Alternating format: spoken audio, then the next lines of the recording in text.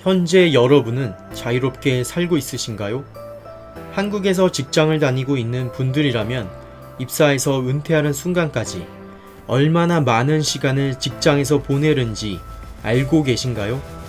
놀라지 마세요. 우리는 평균 약 87,000 정도의 시간을 직장에서 보내고 있으며 출퇴근 시간을 더한다면 일수로 약 3,800일을 직장을 위해 시간을 사용하고 있습니다.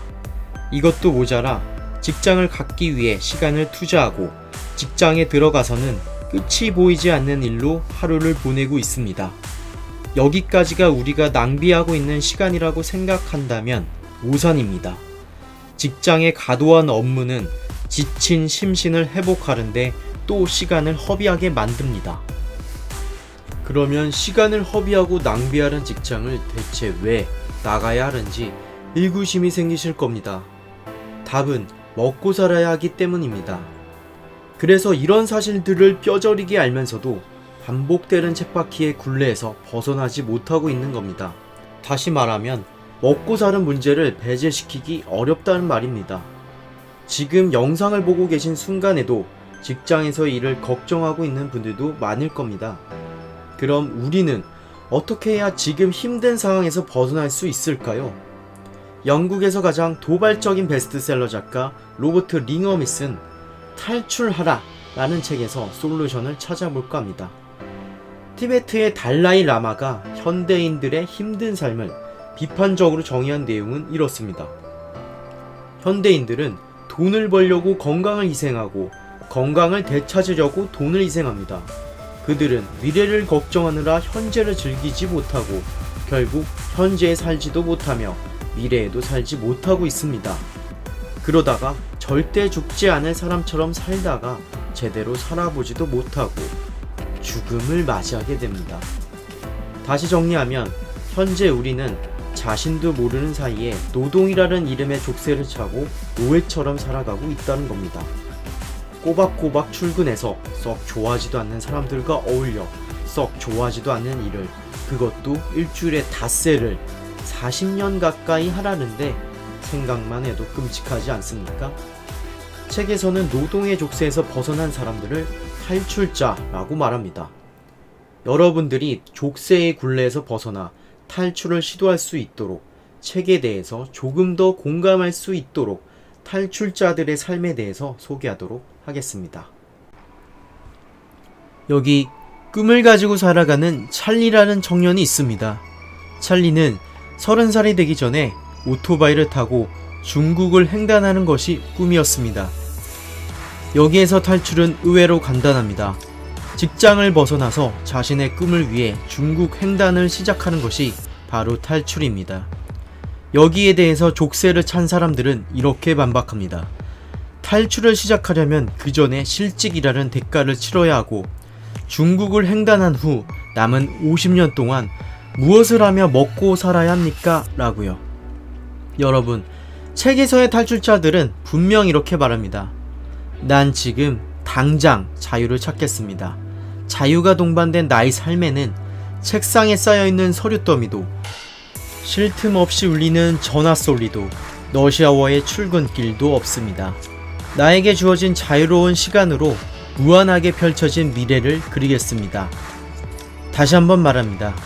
책에서는 탈출의 삶이 얼마나 멋지고 아름다우며 대단한 삶인가를 자랑하고 싶은 게 아닙니다. 단지 여러분들에게 탈출자들이 실제로 어떻게 사는지를 보여주고 싶습니다. 가족을 사랑해서 탈출을 선택한 브리오니는 이렇게 말합니다. 아이들이 다니는 학교에서 봉사를 자주 합니다. 신랑은 체스 동아리, 저는 독서 동아리를 맡아서 아이들을 가르치고 있습니다.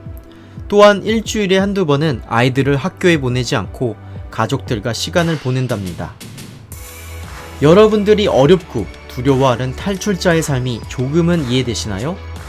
이 책의 저자 로버트 링엄의 탈출은 이렇습니다. 몬트리올에 살면서 맥주를 즐기고 생각에 잠기며 게으르게 지내고 있습니다.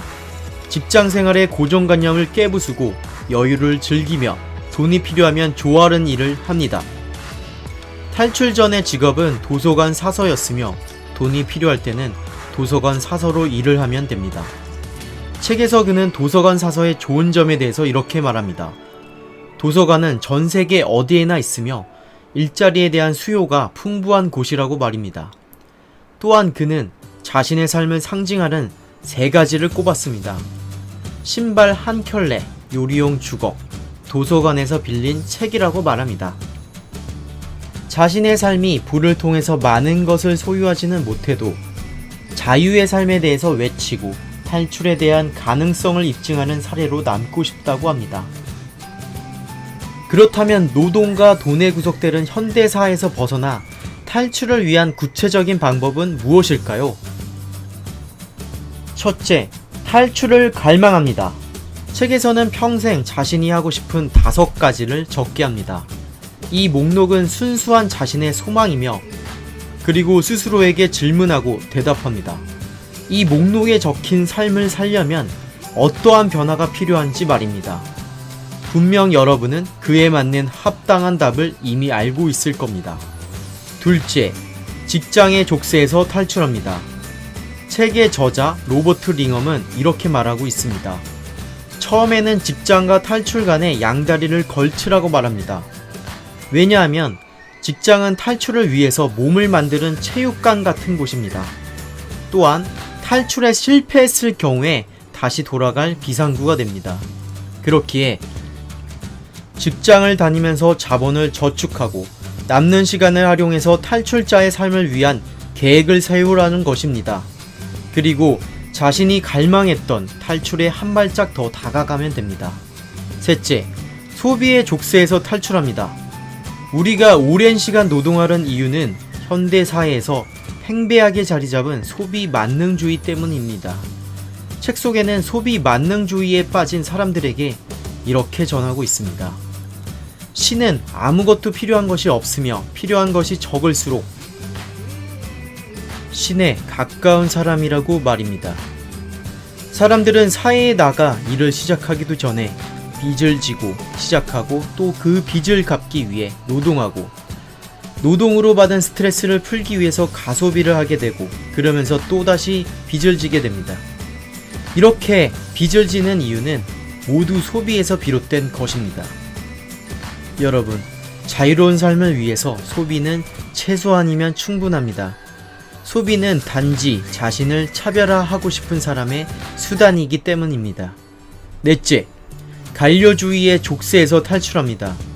자유를 갈망하는 탈출자라면 관료주의를 무시하는 것이 의무입니다.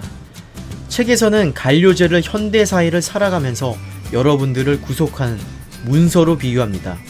우편함의 우편물, 직장에서의 메일, 불필요한 요식체계, 소비의 족쇄로부터 오른 상한 고지서, 신용카드 사용 문자 같은 것들 말입니다. 세상을 살면서 최소한의 관료주의적 행정 절차가 필요한 것은 사실입니다.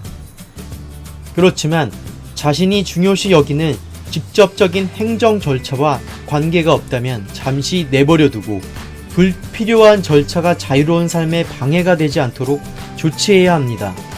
다섯째, 뇌의 족쇄에서 탈출합니다. 스트레스나 두려움은 뇌를 더욱더 자극하여 탈출을 망설이게 합니다. 그래서 스스로 뇌를 통제하고 스트레스를 받을 상황을 만들지 말라는 겁니다. 또한 갈팡질팡하는 우리의 심리는 탈출에 성공했을지라도 주위 사람들의 말이나 설득으로 인해서 다시 족쇄를 차게 됩니다. 그렇기 때문에 책에서는 말합니다. 주위의 조언자들이 하는 말들에 내가 흔들리지 않게 묵살하라고 말입니다. 우리 자신의 뇌에게 두려워할 것은 하나도 없다는 사실을 보여줘야 합니다. 자, 여러분들은 이제 탈출에 성공하였습니다. 해냈습니다. 자유를 얻었고 족쇄에서 해방되었습니다. 이제 당신이 가장 하고 싶었던 순간을 만끽하고 자유로운 시간을 보내시기 바랍니다. 다만 한 가지 주의할 점은 가끔 자신의 삶을 체크하시기 바랍니다. 왜냐하면 책에서는 탈출이 한 번에 이루어지지 않기 때문에 자유를 얻게 된 이후에도 탈출을 방해하는 순간들이 많이 있을 것이라고 말합니다. 항상 주의하세요. 그리고 절대 잊어버려서는 안 됩니다. 내가 만약 탈출을 시도하지 않았다면 어떻게 살고 있을지를 생각하면서 현재의 삶에 감사하기를 바랍니다. 마지막으로 아직도 탈출을 망설이고 있는 여러분들에게 말합니다. 언젠가 세상의 모든 사람들이 함께 족쇄를 벗어던지고 탈출을 시도하기 전까지는 개인적으로 탈출을 시도하십시오. 확신이 없어도 상관없습니다. 걱정을 할 필요도 없습니다. 탈출자 대부분이 아무것도 없이 시작했기 때문입니다. 탈출하십시오. 자유를 찾아서.